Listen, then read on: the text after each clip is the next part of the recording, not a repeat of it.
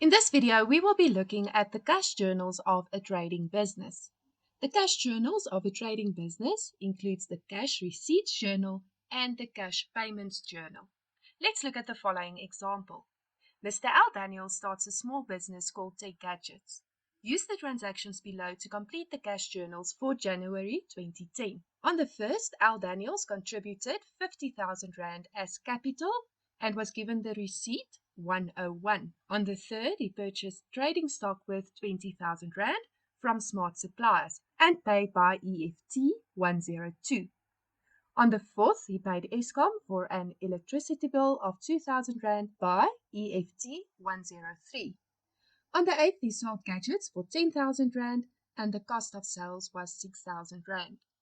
On the 15th, he withdrew cash with a debit card to pay for advertising 1,500 Rand. On the 28th, he sold gadgets for 15,000 Rand to a retailer and the cost of sales was 9,000 Rand. Let's start by completing the cash payments journal. Payments were made on the 3rd, 4th, and 15th. When completing the cash payments journal, we start by writing that this is the cash payments journal of Tech Gadgets for January 2010.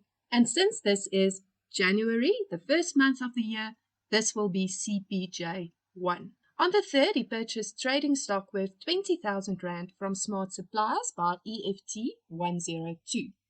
In document, we write EFT 102 or just 102. The date is the 3rd, name of payee is Smart Suppliers. Then in the bank column, we write 20,000 Rand and the trading stock column 20,000 Rand. On the 4th, he paid Eskom for an electricity bill of 2,000 Rand by EFT 102. In the document column, we write EFT 103. The date is the 4th, name of payee is Eskom, and in the bank column, 2,000 Rand. Since there's no column for electricity, this will be written in sundry accounts. The amount is 2,000 Rand and the details electricity. On the 15th, he withdrew cash with a debit card to pay for advertising 1,500 Rand.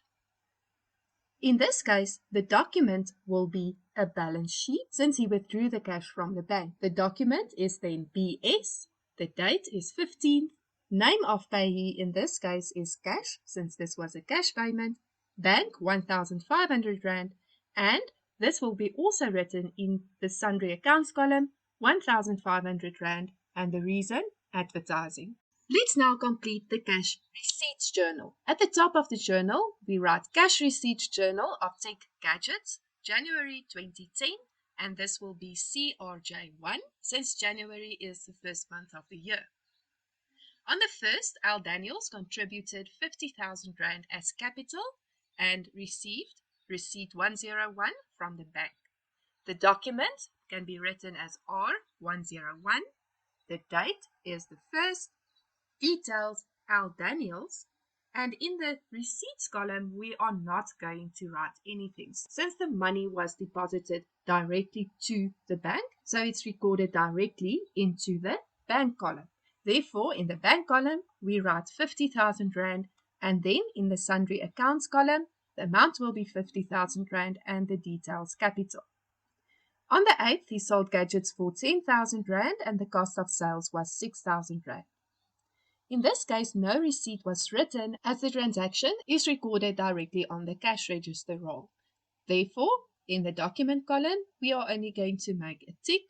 The date is the 8th, details cash sales, receipts 10,000 Rand, bank 10,000 Rand, sales 10,000 Rand, and the cost of sales in this case is 6,000 Rand. On the 28th, he sold gadgets for 15,000 Rand to a retailer. The cost of sales 9,000 Rand. In the document column, we make a tick. The date is the 28th. The details, cash sales, receipts 15,000 Rand, bank 15,000 Rand, sales 15,000 Rand, and cost of sales 9,000 Rand. Lastly, we need to balance the journals. Let's look at the cash payments journal. We will add all the values in the bank column, and this will give us a total of 23,500. The total for the trading stock column will be 20,000. and the total for the sundry accounts 3,500. And then we do cross casting. What that means is we take the total of the trading stock and the total of the sundry accounts, we add that, and this total has to be the same as the total in the bank column. In this case, the totals are the same, so that means the cash payments journal balances. Let's look at the cash receipts journal. In this journal, we add all the values in the bank column, and that is 75,000 Rand. We add all the values in the sales column, that's 25,000 Rand, and we add all the values in the cost of sales column, that's 15,000 Rand. Lastly, the total of the sundry accounts column will be 50,000 Rand. And now we do cross casting, and in this journal, we add the total in the sales and the total of the sundry accounts, and that has to give the same total as the total in the bank column. The cost of sales column will not be added to this, as the cost of sales column is only a reference. And this is an example of completing cash journals of a trading business.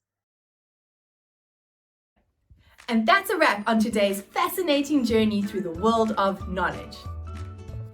Don't forget to hit that subscribe button and join our ever-growing community of curious minds. We can't wait to embark on new educational adventures together.